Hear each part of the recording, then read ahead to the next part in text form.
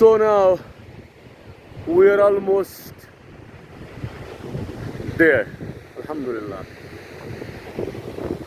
So we have covered approx 80% of the track, and the 20% of the track is towards Riyat Lake. This area is Bilor Kasi, so we have reached Bilor Kasi. Onward we will be moving for Riyat Lake. And Saqlain भाई दूसरी कौन सी झील है? सकलैन भाई Khwarnadi. So we will be going to Khwarnadi first and then Riyat Lake. And this is the glacier that is not yet melted.